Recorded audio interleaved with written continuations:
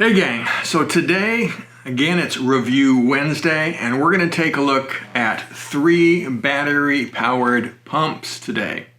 I've got this one from a company called TowerTop, I got this little one from a company called Neakmher, and this one from a company called Prunarbo. Right, they all have similarities, and they all have some differences. So again, we're going to take a look at each one of these and find out which one is best. And we're going to throw in a 4th pump. That's this one here. That's my Fantic X8 Apex pump that I've been using for the past year or so. And we're just going to use it kind of as a benchmark. Now, as I mentioned, all of these pumps have some similarities, right? Obviously, they're all battery powered. They all are digital. They have digital readouts. They have max PSI that they can put out of 150, right? And they all have different settings that you can customize. Typically, it's car, motorcycle, bike, and ball. Now, another thing that they have in common is that they're all Chinese-made products. You can get these things out on Amazon, and of course, I'll have links to them in the description of this video. Now, if you don't like buying things that are made in China, well, there are a couple of options out there for you. You can go out to motopumps.com, and they have the AirShot 2 that runs between $79 and $89, depending upon the kind of chuck that you buy. And if you go to bestrestproducts.com, you can find the cycle pump, and again, it runs about $150 to $170, again, depending upon the accessories that you get. Now, both of those pumps work great. I've had a moto pump in the past. However, they are not digital, right? You're going to have to carry around a gauge with you and do it the old-fashioned way.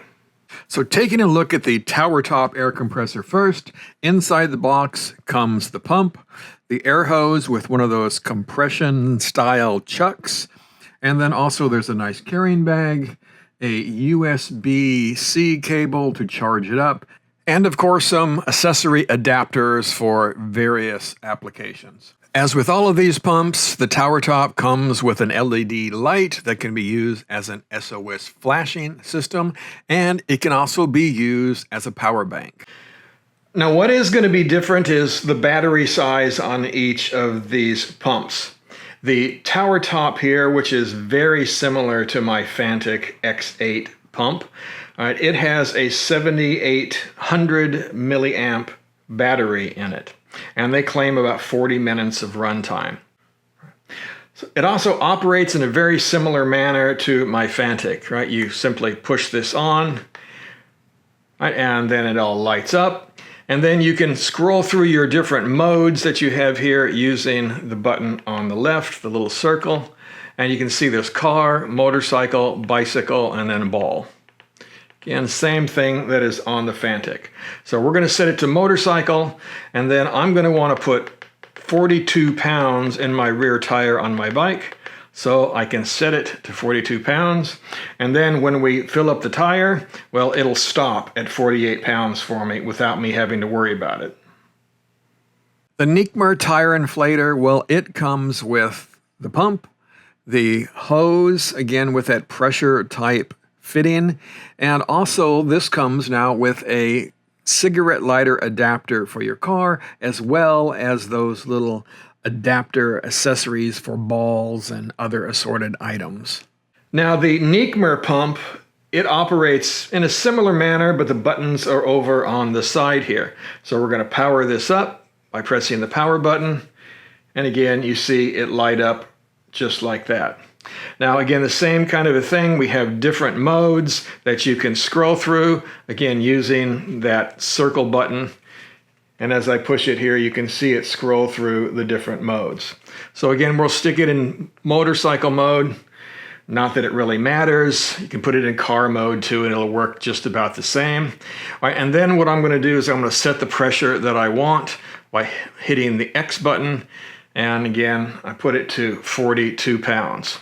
Now you'll notice that this pump only uses a single display. So I set it to 42, and then it goes back to display what the current pressure is. All right, so that is going to be one difference to this and the other pumps. Right. And another thing all of them have is a light of some kind and an SOS mode. So if you go up to this SOS button here, which is the one on the top, and you press it, then the LED light will come on. Press it again, and you've got a flashing red light. That's your SOS. Again, press it again, and it'll just flash a little bit faster. And then finally, turn off. Inside the box of the Prunarbo tire inflator, of course, is the pump, and the hose is integrated into the unit here. I'll show you that in a minute. But you're going to also get a car charger and a USB-C cord to charge up the pump. And of course, those little adapters for balls and things. Now the Prunarbo pump, well, it's a little bit different than the other two, right? It only has a single digital display here and one button right here on the end, right? And that's how you turn it on. Hit that button and it lights up for you. And then all the operation is going to be done through the LED screen right here. You can scroll through your different modes like so. All right, again, we'll put it in bike mode. And then you can change your desired pressure like so. All right, then that's how your pressure will be set. And again, this is only using a single display, and this will go back to 0. All right, to turn it on, you're going to hit this button over here. And again, we'll do that in a little bit, right? But to power the light on, right, you hit that, right, and then hit it again for the SOS, and then one more time for a blinking white, and then finally off. Now there are a few things about this Prunarbo pump that are a bit unique in comparison to the other ones. One, it is larger. You see that it's pretty big in comparison to the other pumps, so it's not going to be the best for carrying on a motorcycle. Also, it has this mesh housing, right, that is great for dissipating heat, but they tell me that this shouldn't be used in the rain. So again, that's going to be a downside for carrying it on a motorcycle. Now, one of the things that are cool, though, is that it does have a little carrying handle that is built right into it. And the hose, right, the air hose is also built into the back of this unit. It curls up nice and neatly. So again, that is a really cool feature.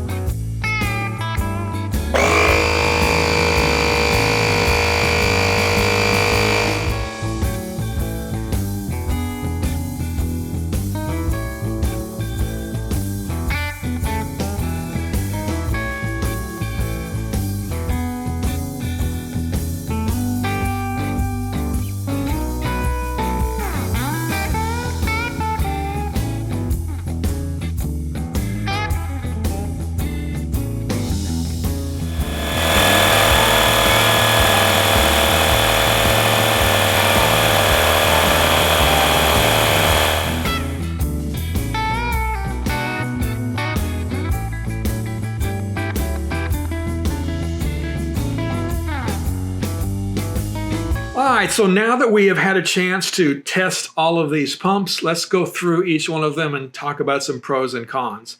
First, the Neakmher. Now, its pros are that it only costs $50 or a little under $50. It's also the smallest pump that we tested here as far as its physical size. It's also the smallest pump as far as its battery size, right? This is 5,000 milliamps where we're looking at 7,800 and 10,500 respectively. So you're going to have more power in these two bigger pumps. This therefore takes about twice as long to pump up your tire. Just under 8 minutes, where we have just over 4 minutes for the tower top. So again, that is going to be up to you on whether that's going to make a big difference.